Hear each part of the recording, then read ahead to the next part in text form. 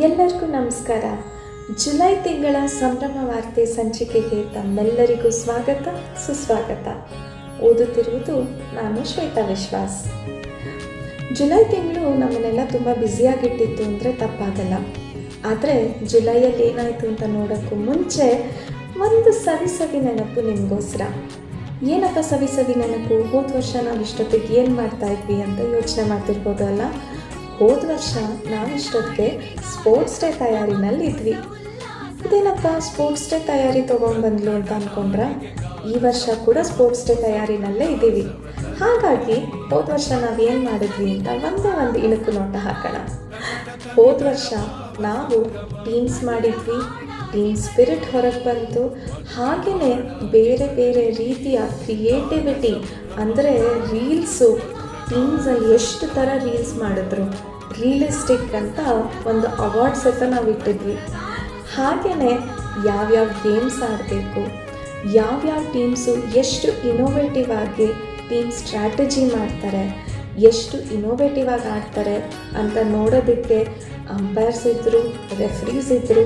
ಇದನ್ನೆಲ್ಲ ನಾವು ಡಿಸ್ಕಷನ್ ಮಾಡ್ತಾಯಿದ್ವಿ. ಹೋದ ವರ್ಷ ಅಂತೂ ಟೀಮ್ಸಲ್ಲಿ ರೀಲ್ಸ್ನ ನೋಡಿಬಿಟ್ಟು ನಮ್ಮ ಟೀಮಲ್ಲಿ ಇಷ್ಟೊಂದು ಟ್ಯಾಲೆಂಟೆಡ್, ಇಷ್ಟೊಂದು ಕ್ರಿಯೇಟಿವಿಟಿ ಇರೋವಂಥ ಜನ ಇದ್ದಾರೆ ಅಂತ ನಮ್ಗೆ ಅವಾಗ ಗೊತ್ತಾಯಿತು. ಎಷ್ಟು ಕ್ರಿಯೇಟಿವ್ ಆಗಿ ಯೋಚನೆ ಮಾಡಿ ರೀಲ್ಸ್ ಮಾಡಿದ್ರು ಗೊತ್ತಾ? ನನ್ನ ರೀಲ್ಸ್ನ ನೋಡ್ಕೊಂಬನ್ನಿ. ಮಿಸ್ಟರ್ ಸುನಿಲ್ ಅವರೇ, ಹೇಳಿ. ನಿಮ್ಮ ಬಗ್ಗೆ ಏನೋ ರೂಮರ್ಸ್ ಇದೆ. ಏನು ಹೇಳಿ? ಮಂತ್ರಿಸಿರೋ ಬಾಳೆಹಣ್ಣ, ಸಾರಿ ಹೌದು ಸ್ವಾಮಿ, ಮಂತ್ರಿಸಿರೋ ನಿಂಬೆಹಣ್ಣ ನೀವು ಬ್ಲ್ಯಾಕಲ್ಲಿ ಮಾರಿ ಟೀ ಕುಡಿತಾ ಇದ್ದೀರಿ ಸರ್. ಹೊರಗಡೆ ನಾವು 1000ಕ್ಕೆ ಮಾರೋದಿಲ್ಲ, ಬರೀ 500ಕ್ಕೆ ಮಾರಿದ್ದೀವಿ. 500ಕ್ಕೆ ಮಾರಿದ್ದೀರಾ? ನಮಗೆ ಲಾಸ್. ಡಿಸ್ಕೌಂಟ್ ಏನಾದರೂ ಇದೆಯಾ? ಇಲ್ಲ ಸರ್, ಇಲ್ಲ. 499 ಕೊಟ್ಟು ತಗೊಂಡೋಗಿ.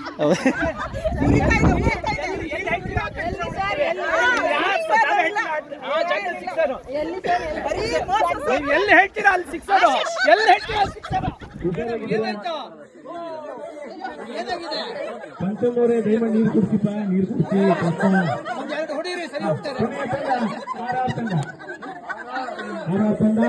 ಬರಬೇಕು.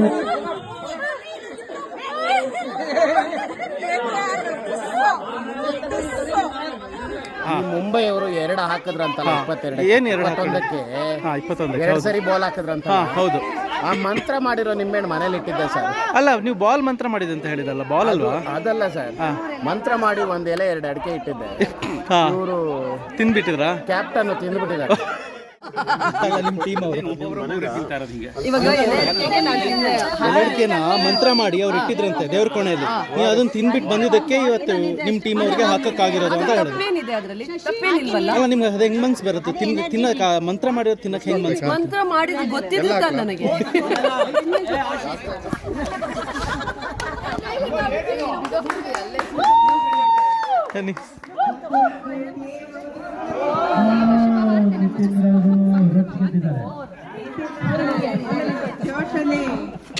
ನೋಡಿದ್ರಲ್ಲ, ನಾವು ಹೋದ ವರ್ಷ ನಮ್ಮ ಸ್ಪೋರ್ಟ್ಸ್ ಡೇ ಗಾನ ಸಂಭ್ರಮ ಪ್ರೀಮಿಯರ್ ಲೀಗ್ ಅಂದರೆ GPLನ ಹೇಗೆ ಮಾಡಿದ್ವಿ ಅಂತ. ಈ ಬಾರಿ ಕೂಡ ನಮ್ಮ GPLನ ಶೀಘ್ರದಲ್ಲೇ ಅನೌನ್ಸ್ ಮಾಡ್ತಾ ಇದ್ದೀವಿ. ಕಾಯ್ತಾ ಇರಿ ಡೇಟ್ ತಿಳ್ಕೊಳ್ಳೋಕ್ಕೆ. ಇನ್ನು ಈ ವರ್ಷದ ಜುಲೈ ತಿಂಗಳು ಅಂದರೆ ಹೋದ ತಿಂಗಳು ನಾವು ಏನೇನು ಮಾಡಿದ್ವಿ, ಹೇಗೆ ಬ್ಯುಸಿಯಾಗಿದ್ವಿ ನೋಡ್ಕೊಂಡು ಬರೋಣ. ಜುಲೈ ತಿಂಗಳ ಮೊದಲನೇ ಕಾರ್ಯಕ್ರಮ ಅಂದರೆ ನಮ್ಮ ಆ್ಯನ್ಯುಯಲ್ ಡೇ ಆದಮೇಲೆ ಮೊದಲನೇ ಕಾರ್ಯಕ್ರಮ ನಮಗೆ ಬಂದಿದ್ದು ನಂಜನಗೂಡಿಂದ. ಇದು ನಂಜುಂಡೇಶ್ವರನ ಕೃಪೆ ಆಗಿತ್ತು ನಮ್ಮ ಮೇಲೆ. ಅಂದರೆ ಗಿರಿಜಾ ಕಲ್ಯಾಣದಲ್ಲಿ ಹಾಡುವಂಥ ಅವಕಾಶ 2ನೇ ಬಾರಿಗೆ ನಮಗೆ ಸಿಕ್ತು. ಹೋದ ವರ್ಷ ಸೇತ ಗಿರಿಜಾ ಕಲ್ಯಾಣದಲ್ಲಿ ನಮ್ಮ ಟೀಮ್ ಪರ್ಫಾರ್ಮ್ ಮಾಡಿತ್ತು. ಅದನ್ನು ನೋಡಿ ಇಷ್ಟಪಟ್ಟು ಈ ಬಾರಿ ಸೇತ ನಮ್ಮನ್ನಲ್ಲಿ ಕರೆಸ್ಕೊಂಡು ಪ್ರೈಮ್ ಟೈಮಲ್ಲಿ ಹಾಡುವಂಥ ಅವಕಾಶನ ನಮ್ಗೆ ಕೊಟ್ಟರು.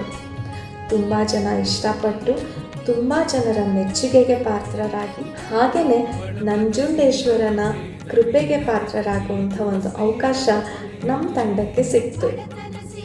ಅಲ್ಲಿ ಸಮಿತಿಯವರು ನಮ್ಮನ್ನೆಲ್ಲ ಕರ್ಕೊಂಡು ಹೋಗಿ ನಂಜುಂಡೇಶ್ವರನ ದರ್ಶನ ಕೂಡ ಮಾಡಿಸಿದ್ರು.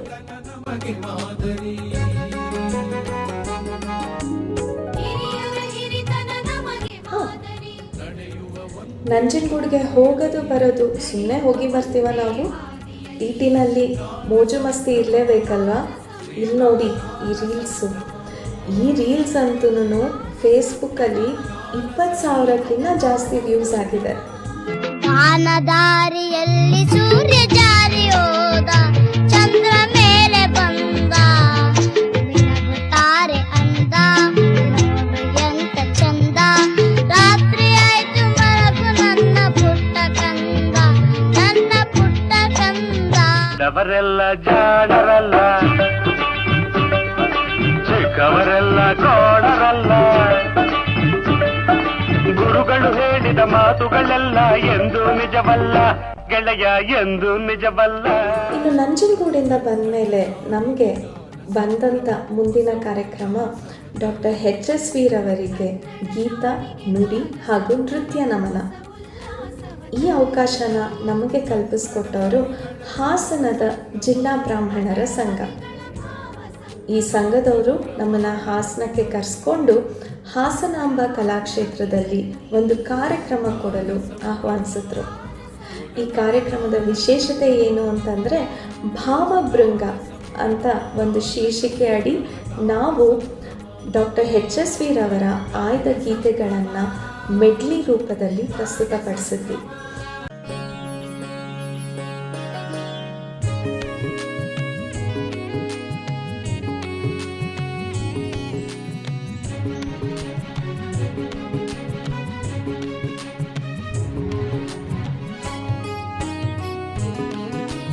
ಹಾಗೆಯೇ ಅವರ ಕೆಲವು ಗೀತೆಗಳನ್ನು ಸೋಲೋ ಪರ್ಫಾರ್ಮೆನ್ಸ್ ಕೂಡ ಕೊಟ್ವಿ. ಕನ್ನಡ ನಾಡಿಗೆ ಗಾನ ಸಂಭ್ರಮ, ಹೊಸ ಉಲ್ಲಾಸವ ತರಲಿ. ಕನ್ನಡ ಕವಿಗಳ ಭಾವ ಸಂಗಮ, ಕನ್ನಡ ಕವಿಗಳ ಭಾವ ಸಂಗಮ. ಹಾಗೆಯೇ ಡಾಕ್ಟರ್ HSV ರವರ ಕೊನೆಯ ಗೀತೆ ಅವಧೇಯ ರಾಮ ಮಧುರೆಯ ಶ್ಯಾಮ. ಈ ಗೀತೆಗೆ ನೃತ್ಯ ಸೇತ ಮಾಡಿದ್ರು ನಮ್ಮ ತಂಡದವರು. ಕುಮಾರಿ ಭೂಮಿಕಾ ಮತ್ತು ಕುಮಾರಿ ಸಿಂಚನ ಮಾಡಿದ ನೃತ್ಯ ಎಲ್ಲರ ಮನಸ್ಸು ಗೆದ್ದಿತು. ಹಾಗೆಯೇ ಅವರ ಬಗ್ಗೆ ಸಾಕಷ್ಟು ಮಾತುಗಳನ್ನು, ಸಾಕಷ್ಟು ವಿಷಯಗಳನ್ನು ನಮ್ಮೊಂದಿಗೆ ಹಂಚ್ಕೊಂಡಿದ್ದು ನಮ್ಮ ಪಂಚಮ್ ಸರ್ ಮತ್ತು ಉಪಾಸನಾ ಮೋಹನ್ ಸರ್ ಅವರು. ಇವರಿಬ್ಬರು ಡಾಕ್ಟರ್ HSV ರವರಿಗೆ ಆಪ್ತರು.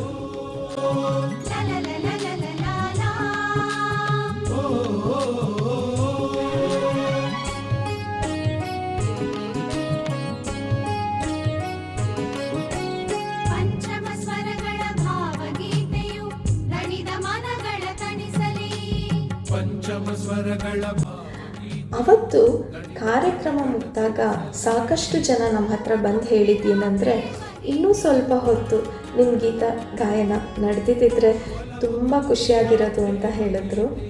ರಾತ್ರಿ 9 ಗಂಟೆ ಆದರೂ ಕಲಾಕ್ಷೇತ್ರ ತುಂಬಿತ್ತು. ನಾವು ಕಾರ್ಯಕ್ರಮಕ್ಕೆ ಹೋದಾಗ್ಲಿಂದನೂ ಬರೋವರೆಗೂ ನಮ್ಮನ್ನು ಎಷ್ಟು ಚೆನ್ನಾಗಿ ನೋಡಿಕೊಂಡ್ರು ಅವರೆಲ್ಲರೂ. ಆ ಸಮಿತಿಯವರು ನಮಗೋಸ್ಕರ ಚಾಟ್ ಪಾರ್ಟಿ ಸಹಿತ ಆರ್ಗನೈಸ್ ಮಾಡಿದರು. ಎಲ್ಲರೂ ಕಾರ್ಯಕ್ರಮ ಮುಗಿಸ್ಕೊಂಡು ಬಂದಮೇಲೆ ಚಾಟ್ಸ್ ತಿಂದು ಹಾಗೆ ತುಂಬ ರುಚಿಕರವಾದ ಭೋಜನ ಕೂಡ ಮುಗಿಸ್ಕೊಂಡು ಅಲ್ಲಿಂದ ಹೊರಟ್ವಿ. ಅಲ್ಲಿಗೂ ಅಷ್ಟೇ ಸುಮ್ಮನೆ ಹೋಗೋದು ಬರೋದು ಅಂತೂ ನಾವು ಸಾಧ್ಯನೇ ಇಲ್ಲ ಅಲ್ವಾ. ರೀಲ್ಸ್ ಮಾಡಿದ್ವಿ, TTನಲ್ಲೇ ರೀಲ್ಸ್ ಮಾಡಿದ್ವಿ, ತಿನ್ಬೇಕಾದ್ರೂ ರೀಲ್ಸ್ ಮಾಡಿದ್ವಿ. ನೋಡಿ ಇಲ್ಲಿ ವಿವಾಹ ಭೋಜನವಿದು, ವಿವಾಹ ಭೋಜನವಿದು, ವಿಚಿತ್ರ ಭಕ್ಷ್ಯಗಳಿವು, ಬೀಗರಿಗೆ ಔತಣವಿದು, ದೊರಕೊಂಡಿತನೆಗೆ ಬಂದು. ವಿವಾಹ ಭೋಜನವಿದು, ವಿಚಿತ್ರ ಭಕ್ಷ್ಯಗಳಿವು, ಬೀಗರಿಗೆ ಔತಣವಿದು, ದೊರಕೊಂಡಿತನೆಗೆ ಬಂದು.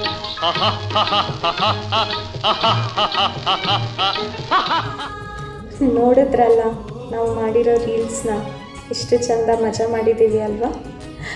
ಇನ್ನು ಹಾಸನದಿಂದ ಬಂದಮೇಲೆ ಉಪಾಸನಾ ಮೋಹನ್ ಸರ್ ಅವರ ಉಪಾಸನಾ ಟ್ರಸ್ಟ್ ಅವರ ಆ್ಯನ್ಯುವಲ್ ಡೇ ಮಾನಿನಿ ಅಂದರೆ ಮಹಿಳೆಯರಿಗೆ ಸೀಮಿತವಾದ ಪ್ರಶಸ್ತಿ ಪ್ರದಾನ, ಹಾಗೆಯೇ ಮಹಿಳೆಯರಿಂದನೇ ಗೀತಗಾಯನ ಕಾರ್ಯಕ್ರಮ ನಡೀತು. ಈ ಕಾರ್ಯಕ್ರಮದಲ್ಲಿ ನಮ್ಮ ಗಾನ ಸಂಭ್ರಮದ ಮಹಿಳೆಯರು ಸಹಿತ ಹಾಡಿನ ಬಂಡಿ ಅಂದರೆ ನಮ್ಮ ಯಶೋಗೀತೆನ ಪ್ರಸ್ತುತಪಡಿಸಿದ್ರು. ಈ ಕಾರ್ಯಕ್ರಮಕ್ಕೆ ಸಹಿತ ನಾವು ಆನ್ಲೈನ್ ಆಫ್ಲೈನ್ ರಿಹರ್ಸಲ್ ಸಹಿತ ಮಾಡಿದ್ವಿ.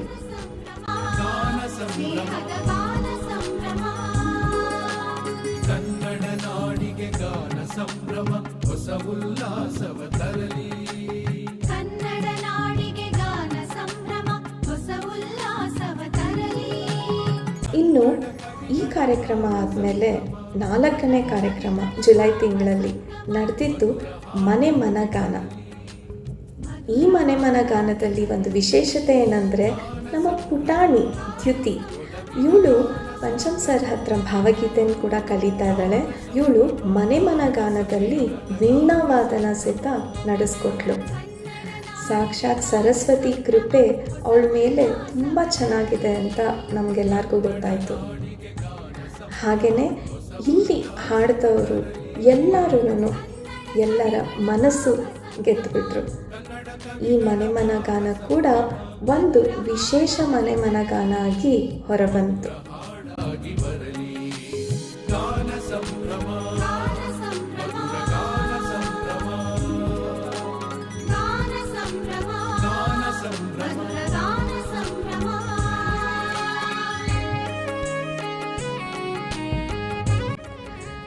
ನೀವು ನೋಡಿದ್ರಲ್ಲ ಜುಲೈ ತಿಂಗಳು ಎಷ್ಟು ಇವೆಂಟ್ಫುಲ್ ಆಗಿತ್ತು ಅಂತ. ಇನ್ನು ಈ ತಿಂಗಳು ಯಾರ್ಯಾರು ಅವರ ಹುಟ್ಟುಹಬ್ಬನ ಆಚರಿಸ್ಕೊಂಡ್ರು ನಮ್ಮ ತಂಡದಲ್ಲಿ ಅಂತ ನೋಡೋಣ. ಮೊದಲನೇದಾಗಿ ನಮ್ಮ ಗಾನ ಸಂಭ್ರಮದ ಅಧ್ಯಕ್ಷರ ಹುಟ್ಟುಹಬ್ಬ ಬಂತು. ಆಮೇಲೆ ಕುಮಾರಿ ದ್ಯುತಿ ಇವಳು ಸಹಿತ ತಮ್ಮ ಹುಟ್ಟುಹಬ್ಬನ ಆಚರಿಸ್ಕೊಂಡ್ರು. ಮತ್ತು ನಮ್ಮ ತಂಡದ ಹಿರಿಯ ಗಾಯಕರಾದ ಶ್ರೀಯುತ MK ಜೈಶಂಕರ್ ರಾವ್ ಸಹಿತ ಜುಲೈ ತಿಂಗಳಲ್ಲಿ ತಮ್ಮ ಹುಟ್ಟುಹಬ್ಬನ ಆಚರಿಸ್ಕೊಂಡ್ರು. ಆಮೇಲೆ ಶ್ರೀಮತಿ ರಾಜೇಶ್ವರಿ ರಾಯಕೋಟೆಯವರ ಹುಟ್ಟುಹಬ್ಬ ನಡೆಯಿತು. ಗಾನ ಸಂಭ್ರಮದ ಸಾಕಷ್ಟು ಕಾರ್ಯಕ್ರಮಗಳಿಗೆ ತಮ್ಮ ಮಾತಿನಿಂದ ಜನರನ್ನು ಸೂರೆಗೊಂಡಂಥ ಶ್ರೀಮತಿ ಪಲ್ಲವಿ ಶ್ರೀ ಅವ್ರ ಸಹಿತ ಅವ್ರ ಹುಟ್ಟುಹಬ್ಬನ ಆಚರಿಸ್ಕೊಂಡ್ರು. ಇನ್ನು ನನ್ನ ಹುಟ್ಟುಹಬ್ಬ ಸಹಿತ ಆಯಿತು ಇದೇ ತಿಂಗಳಲ್ಲಿ. ಆದಮೇಲೆ ಶ್ರೀಮತಿ ಅನುರಾಧ ಭಟ್ರವರ ಹುಟ್ಟುಹಬ್ಬ ನಡೀತು. ವೀಕ್ಷಕರೇ, ಇದಾಗಿತ್ತು ನಮ್ಮ ಜುಲೈ ತಿಂಗಳ ಸಂಭ್ರಮ ವಾರ್ತೆಯ ಸಂಚಿಕೆ. ಇನ್ನು ಮುಂದಿನ ಸಂಚಿಕೆಯೊಳಗೆ ನಿಮಗೆಲ್ಲ ಗೊತ್ತಾಗುತ್ತೆ ನಮ್ಮ ಸ್ಪೋರ್ಟ್ಸ್ ಡೇ ಯಾವಾಗ ಬರ್ತಾ ಇದೆ ಅಂತ. ಅದುವರೆಗೂ ನೋಡ್ತಾ ಇರಿ, ಆಟಾಡ್ತಾ ಇರಿ, ನಮ್ಮ ಹಾಡುಗಳನ್ನ ಕೇಳ್ತಾ ಇರಿ, ಸುರಕ್ಷಿತವಾಗಿರಿ ಎಲ್ಲರೂ ಅಂತ ಹೇಳ್ತಾ ನಮ್ಮ ಈ ಸಂಚಿಕೆಯ ಸಂಭ್ರಮ ವಾರ್ತೆನ ಇಲ್ಲಿಗೆ ಮುಗಿಸ್ತಾ ಇದ್ದೀವಿ. ಎಲ್ಲರಿಗೂ ನಮಸ್ಕಾರ.